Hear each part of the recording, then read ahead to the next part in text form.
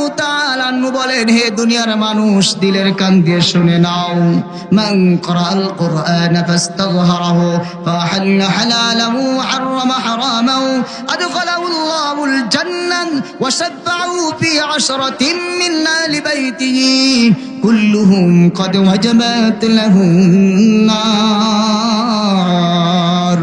তিরমিজির ভিতরে আসছেন, নবী আমার বলেন, উম্মতের দল, দিলের কান দিয়ে শোনো, যদি তোমার সন্তানকে আলেম কোরআনের হাফেজ বানাও, কোরআনের হাফেজ বানাও। কোরআনের হাফেজ আমরা হব তো ইনশাআল্লাহ? হুজুর পারবো না। শুনে নাও, যদি নিজ সন্তানকে কোরআনের হাফেজ বানাও, আর ওই সন্তান যদি হালালকে হালাল আর হারামকে হারাম, অর্থাৎ হকের উপরে সত্যের উপরে জীবন পরিচালনা করে, আর ওই সন্তান চলে যাবে, কিয়ামত অনুষ্ঠিত হয়ে যাবে। যেমন আমাদের দেশে যদি কোনো আসামি ফাঁসির অর্ডার হয়ে যায়, রাষ্ট্রপতি যদি তাকে নাজাত দিয়ে দেয়, মুক্তি দিয়ে দেয়, তাহলে সে খালাস পেয়ে যায়। জানেন, রাষ্ট্রপতি কোনো ফাঁসির আসামি যদি বলে খালাস, তো খালাস, ঠিক না? কিয়ামতের কঠিন হাসরের ময়দানে আমরা গুনাহের কারণে জাহান্নামী হয়ে গেছি, আমার এই সন্তান এমন পাওয়ার পাবে, রাষ্ট্রপতির পাওয়ার। আল্লাহ বলবে, সন্তান দেখ, তোর নিজের আত্মীয়দের ভিতরে, মহাব্বতের ভিতরে কে কে জাহান্নামে, আমি তোকে রাষ্ট্রপতির পাওয়ার দিয়ে দিলাম, তুই যা ইচ্ছা আজকে আমার কাছে সুপারিশ করবে, আমি তাদেরকে জাহান্নাম থেকে নাজাত দিয়ে দেব। বলে সুবহানাল্লাহ। এই সুবহানাল্লাহর আওয়াজ যদি এই হয়, তা বিরামনগর মুসলমানের তো গেছে অবস্থা।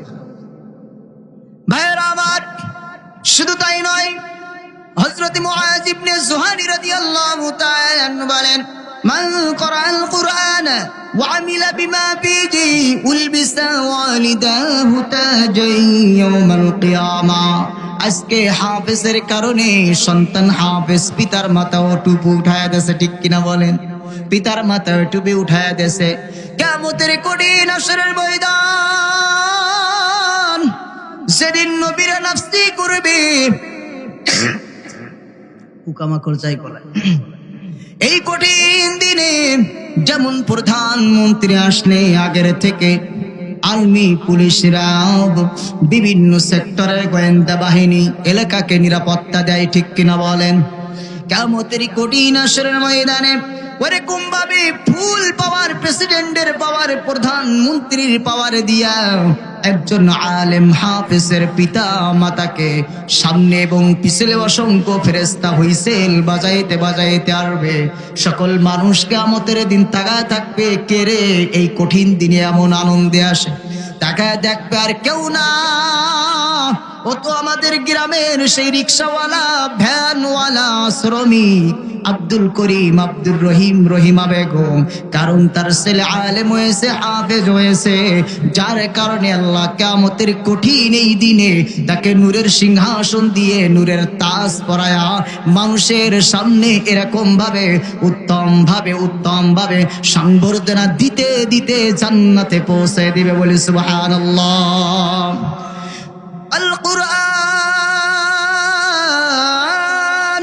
শাফিউন মুশাফফা ওয়া মাহিল্লুম মুসাদ্দাকুন মান জাআলাহু আমামাহু কাদাহু ইলাল জান্নাহ।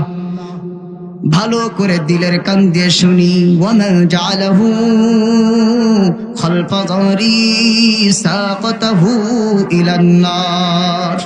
ও বিরাবন নাঙ্গার যুবক ভাইরে, মুরব্বী বাবাজান, যদি কেউ মাদ্রাসায় পড়ে আলেম হয়, তার দিকে নাকশিপটায় বাঁকা চকে তাকায়, কিন্তু আল্লাহ বলেন, শুনে নেও, কিয়ামতের কঠিন হাসরের ময়দানে কোরআন যদি কারোর জন্য সুপারিশ করে, আমি আল্লাহ তার সুপারিশ কবুল করে নেব। কোন বিতর্ক করলে আমি তার বিতর্ক কবুল করব। শুধু তাই নয়, শুনে নাও, এই কোরআনকে যারা সামনে অগ্রসর দিবে, প্রাধান্য দিবে, এই দুনিয়ার ভিতরে যারা কোরআনকে গ্রহণ করবে, কোরআনকে লালন করবে, পালন করবে, কোরআনকে যারা মর্যাদা দেবে, যেমন এই দুনিয়ার ভিতরে আমরা যদি একটা কোরআন কাপড়ের কোনো দাম নাই, কিন্তু এই কাপড়টা যখন কোরআনের গিলাফ হয়ে যায়, দাম বাড়ায় দিয়েছেন কে? একটা কাঠের দাম নাই, কাঠটা যখন কোরআনের সাথে লাগে দাম বাড়াইছেন কে? ওরকম ভাবে আল্লাহ বলেন যারা কোরআনকে দুনিয়ায় লালন পালন করেছে, সামনে রেখেছে, এই কোরআন তাদের জান্নাতে পৌঁছে দিবে। কোরআনকে যারা অবজ্ঞা করেছে, কেমনি অবজ্ঞা করে? মাদ্রাসায় পড়লে নাট ছিটকায়, মাদ্রাসায় টাকা আনতে গেলে নাট ছিটকায়, মাদ্রাসায় কালেকশনে গেলে নাট ছিটকায়, ফৈরি বিদ্যা বলে, অনেক কথাই বলে, নিজ সন্তানদেরকে ইলম শেখানোর জন্য দেয় না। এই যত প্রকার নাট ছিটকানো আছে, আর কোরআন না চলার ভিতরে নিজে পিছন থেকে টান দেওয়া, বদনাম দেওয়ার যত সিস্টেম আছে, এই যদি কেউ করে, এই কোরআন তাকে জাহান্নামে না ঢুকায়া ছাড়বে না। ভাইরা আমার, আল কুরআন আহাব্বু ইলাল্লাহি মিনাস সামাওয়াতি ওয়াল আরদি ওয়া মান ফীহিন।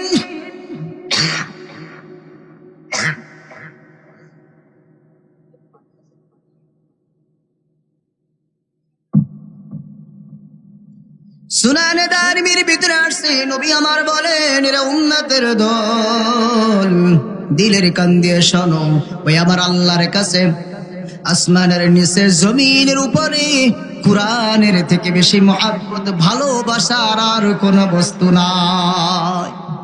এই কোরআনের মাস সামনে আসতেছে, ঠিক না ভাইরা আমার? আব্দুল্লাহ ইবনে আব্বাস রাদিয়াল্লাহু তাআলা আনহু বলেন, তিরমিজির ভিতরে আসছে, ইন্নাল্লাযী লাইসা ফী জাওফিহি শাইউম মিনাল কুরআনি কাল বাইতিল খারাব। ভালো করে শুনে নাও দুনিয়ার মানুষ, বিরামন নাঙ্গার মা বোনরে আমার, পর্দার অন্তরের দিলের কান দিয়ে শুনি।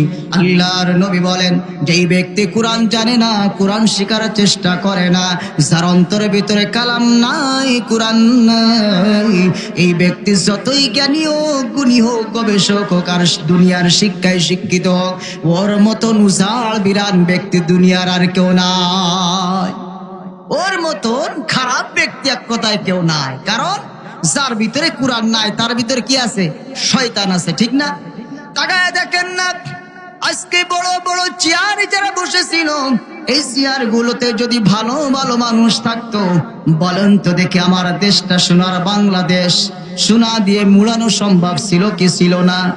এই ব্যক্তির গুলো ভিতরে যদি কোরআন থাকতো, 28 লক্ষ কোটি ডলার বা টাকা পাচার হতো না, ঠিক কিনা বলেন?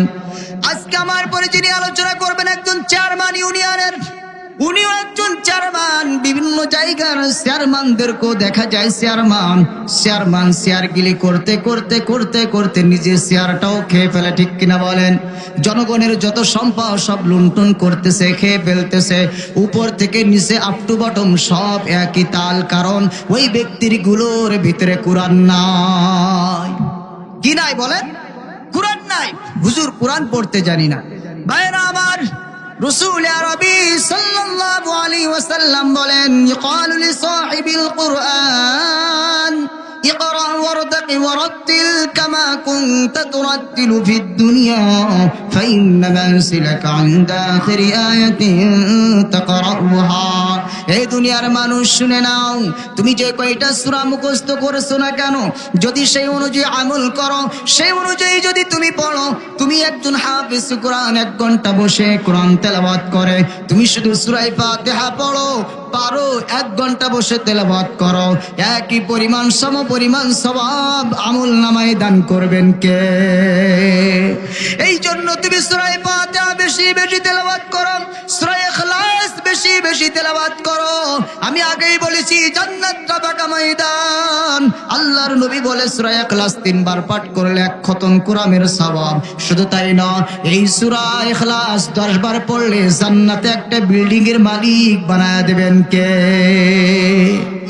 তেলাওয়াত বেশি বেশি এই রমজানে করব। ভাইরা আমার, আমরা কোরআন তেলাওয়াত জানি না। আমি মনে করি একজন মুসলমান হিসেবে 1 বছরের ভিতরে অবশ্যই কমপক্ষে নাজের না 1 খতম কোরআন শরীফ পড়া অবশ্যই জরুরি, ঠিক কিনা? এই রমজান আসতেছে, আমরা খতমে তারাবিও পড়তে অভ্যস্ত নয়। তারাবি পড়বো আবার এত কষ্ট করে, মাজা মোড়ামুড়ি আছে না নাই? ভাইরা আমার, এই রমজানুল মুবারক মাসে তারাবির নামাজ খতম পড়ার চেষ্টা করব। আবার যারা খতম পড়ি তারা আবার 8 রাকাত আছে না নাই? তারাবির নামাজ কয় রাকাত? আপনারা দিকে তারাবির নামাজ কয় রাকাত? আওয়াজ দি বলি, কয় রাকাত? 20 রাকাতের নিচে তারাবি বললে কি তারাবি হয়? জীবনে হবে না। ভাইরা আমার শুনে নিন, রাসূল আরবি সাল্লাল্লাহু আলাইহি ওয়াসাল্লামের প্রিয় সাহাবী আব্দুল্লাহ ইবনে আব্বাস বলেন, এ দুনিয়ার মানুষ শুনে নাও, কানা ইউসাল্লি ফি রমাযান 20 রাকাআ।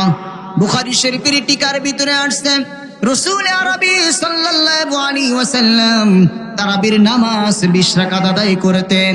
শুধু তাই নয়, ভালো করে শুনেনি, ইকতাদু বিল্লাযী মিন বাদি আবি বকর ওয়া উমর। নবী আমার বলেছেন, রে উম্মতের দল, আমি নবী যখন তোমাদের কাছে থাকবো না, আমার সাহাবীর ভিতরে বিশেষ করে আবু বকর এবং ওমর, এদেরকে তোমরা অনুসরণ করবা। আলাইকুম বিসুন্নতি ওয়া সুন্নাতিল খুলাফায়ে রাশিদিন আল মাহদিন। আজকে আমরা সাহাবায়ে কেরামের অনুসরণ করতে পারি না, করি না, খুলাফায়ে রাশিদিনদের অনুকরণ করি না। অথচ ওমরে ফারুক রাদিয়াল্লাহু তাআলা আনহু 20 রাকাত তারাবির সিস্টেম করে গেল। এখানে যে সমস্ত মুসলমান দাবি করে আপত্তি করে, বলেন তো সে মুসলমান নামে মুনাফিক, ঠিক কিনা বলেন? এই জন্য 20 রাকাতের নিচে তারাবি হবে না। তারাবির নামাজ 20 রাকাতের নিচে পড়লে কোনোদিন হবে না আদায়। যেমন তাকায় দেখেন, বাইতুল্লাহ শাফি মাযহাবের লোক বেশি, কিন্তু সেখানেও 20 রাকাত তারাবির নামাজ আদায় হয়। মক্কা মদিনায় 20 রাকাত পড়লো, ওমর 20 রাকাতের সিস্টেম চালু করে গেল।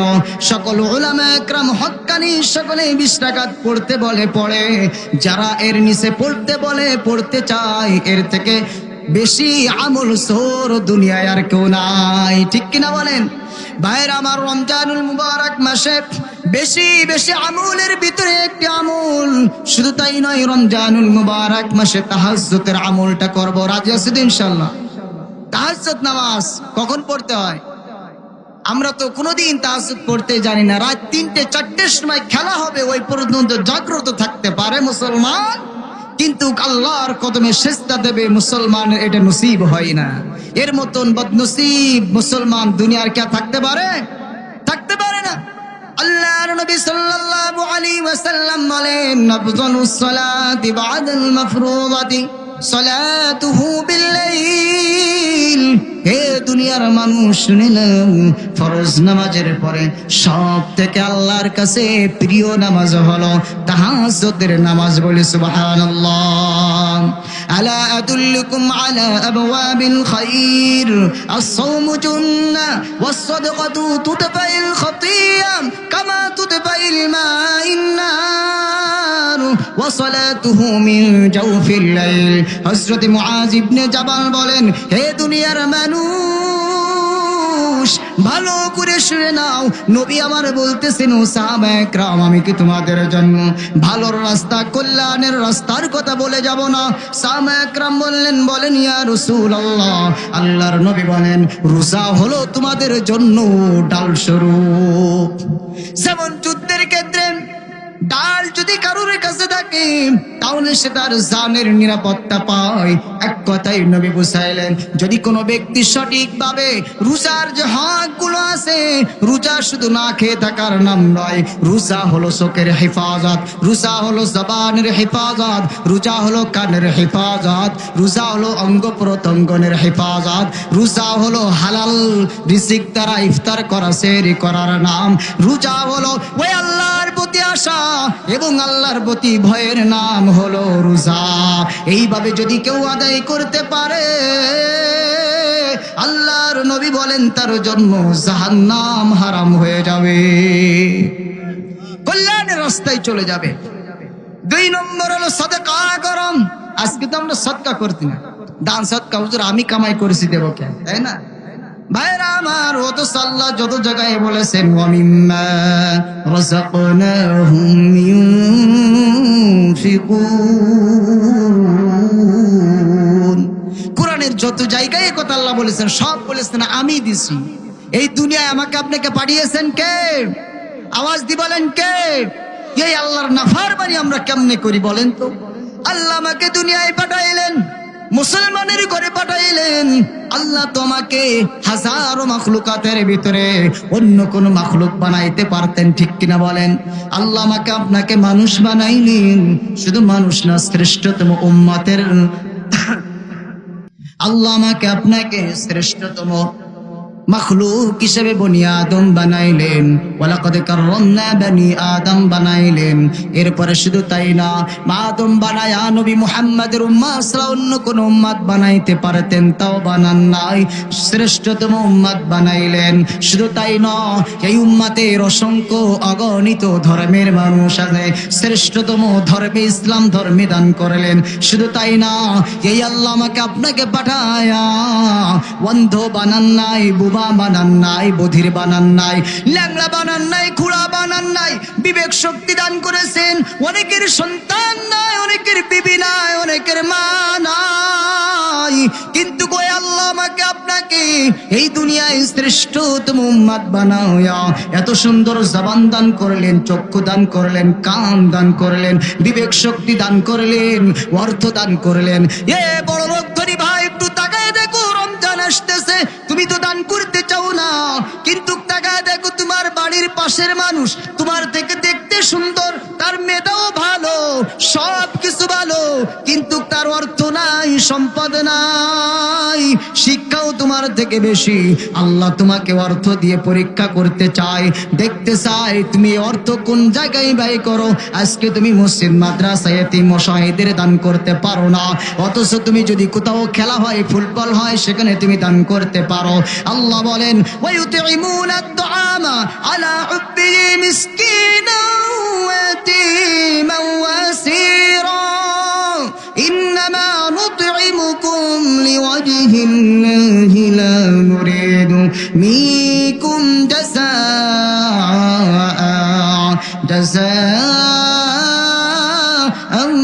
ওয়া লা শুকুরা। সূরা দাহারে ৮-৯ নম্বর আয়াতে আল্লাহ বলেন, এই দুনিয়ার মানুষ, এই দুনিয়ার ভিতরে শুধুমাত্র একমাত্র আমি আল্লাহ তোমাকে যা দান করেছি, এই দানটা যদি তুমি সন্তুষ্ট চিত্তে এতিম, মিসকিন, অসহায়, দরিদ্র, বন্দীদের পিছে ব্যয় করো, যেখানে তোমার কোনো স্বার্থ থাকবে না, যেখানে তোমার ভোটের আশা থাকবে না, যেখানে তোমার সমর্থনের আশা থাকবে না, কোনো কৃতজ্ঞতা শুকরিয়া পাওয়ার আশা থাকবে না, অতিথির আশা থাকবে না, একমাত্র শুধুমাত্র আমি মালিকের সন্তুষ্টির জন্য দিবা, ওই মালিক সন্তুষ্ট হয়ে যাবেন, ঠিক কিনা বলেন? তাই বলেছে সদকা এমন যেমন কোন যায় লাকড়িতে আগুন জ্বালায়া দিলে আগুন ধরে সব ভস্ম করে দেয়। তুমি সদকা করবা, তোমার উপরে বিপদ আসবে, বালা মুসিবত আসবে, আর সদকাতু তারাদ্দুল বালা, সব বিবাদাত, সব গুনাহ খাতাকে ক্ষমা করে দেবেন তিনি কে? আর বলেন, শোনো, শেষ রাত্রি নামাজ পড়ো, যদি পড়ো আল্লাহ খুশি হয়ে যায়।